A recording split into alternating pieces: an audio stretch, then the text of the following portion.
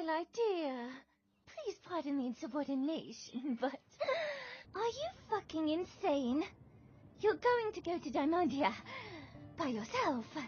I need to show the Diamond Dogs that the Princess of Friendship is willing to extend a hoof of trust. With this trust, we can work towards an official non-aggression pact to stop their raids and maybe build actual beneficial trade as well. Also, Fluttershy is coming along. Hello. There's no need to worry, Verity. We'll be okay.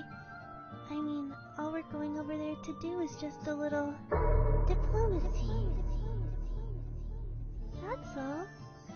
Well, then... I would also like to accompany you.